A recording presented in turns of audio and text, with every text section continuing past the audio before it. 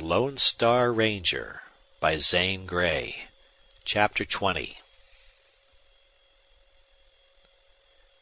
A low cry greeted Duane. The room was light. He saw Ray Longstreth sitting on her bed in her dressing gown. With a warning gesture to her to be silent, he turned to close the door.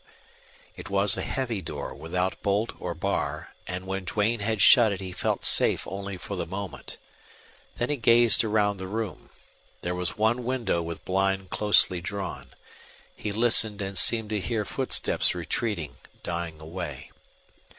Then Duane turned to Miss Longstreth. She had slipped off the bed half to her knees and was holding out trembling hands. She was as white as the pillow on her bed. She was terribly frightened. Again, with warning hand commanding silence, Duane stepped softly forward, meaning to reassure her. "Oh!"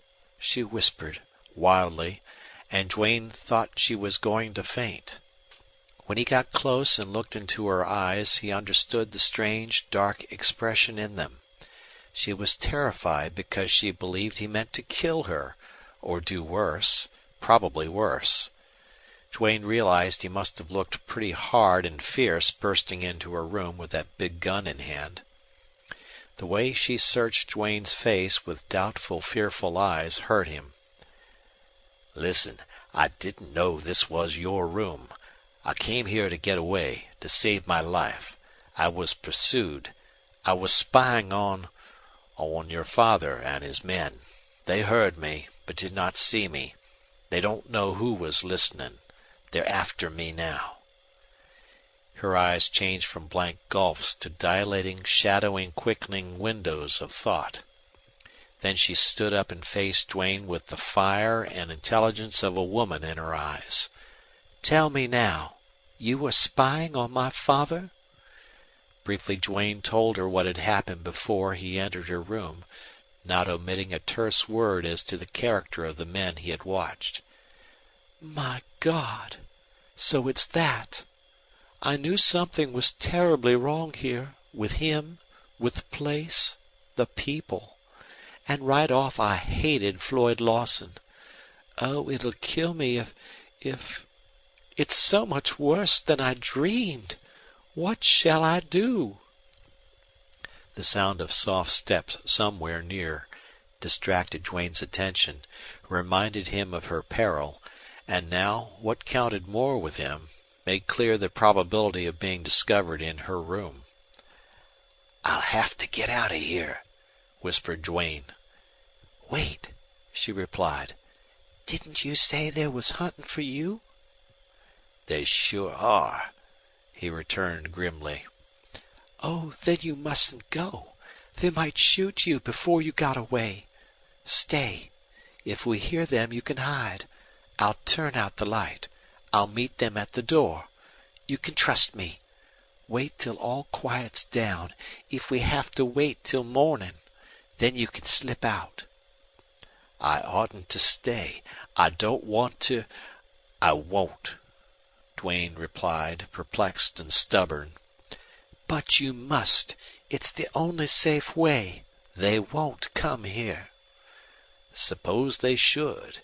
It's an even chance Longstreth'll search every room and corner in this old house.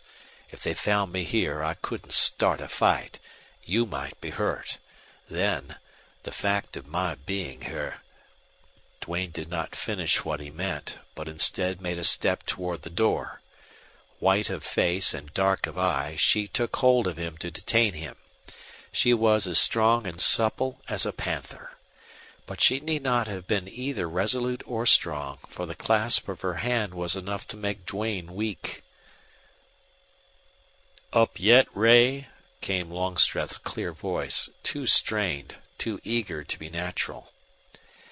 "No, I'm in bed reading. Good night," instantly replied Miss Longstreth, so calmly and naturally that Duane marveled at the difference between man and woman. Then she motioned for Duane to hide in the closet. He slipped in, but the door would not close altogether. "Are you alone?" went on Longstreth's penetrating voice. "Yes," she replied. "Ruth went to bed." The door swung inward with a swift scrape and jar. Longstreth half entered, haggard, flaming-eyed. Behind him Duane saw Lawson and indistinctly another man. Longstreth barred Lawson from entering, which action showed control as well as distrust. He wanted to see into the room. When he had glanced around he went out and closed the door. Then what seemed a long interval ensued. The house grew silent once more. Duane could not see Miss Longstreth, but he heard her quick breathing. How long did she mean to let him stay hidden there? Hard and perilous as his life had been, this was a new kind of adventure. He had divined the strange softness of his feeling as something due to the magnetism of this beautiful woman.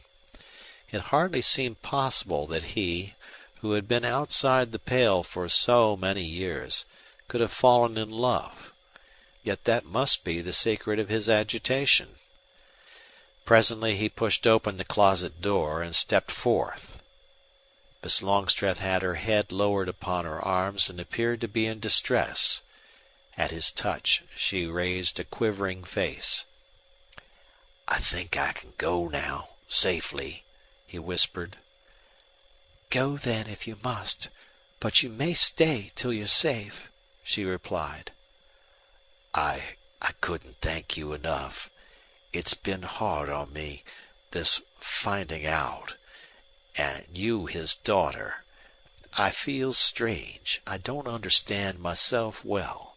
But I want you to know, if I were not an outlaw, a ranger, I'd lay my life at your feet."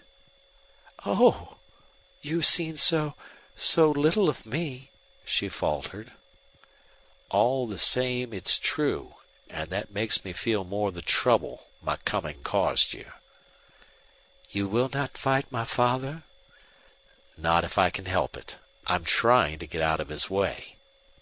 "But you spied upon him." "I am a ranger, Miss Longstreth." "And oh, I am a rustler's daughter," she cried. "That's so much more terrible than I suspected. It was tricky cattle deals I imagined he was engaged in, but only tonight I had strong suspicions aroused." "How? Tell me." "I overheard Floyd say that men were coming tonight to arrange a meeting for my father at a rendezvous near Ord. Father did not want to go. Floyd taunted him with a name." "What name?" queried Duane. "It was Cheseldine." "Cheseldine! My God! Miss Longstreth, why did you tell me that?" "What difference does that make?" "Your father and Cheseldine are one and the same," whispered Duane hoarsely. "I gathered so much myself," she replied miserably. "But Longstreth is father's real name." Duane felt so stunned he could not speak at once. It was the girl's part in this tragedy that weakened him. The instant she betrayed the secret, Duane realized perfectly that he did love her. The emotion was like a great flood.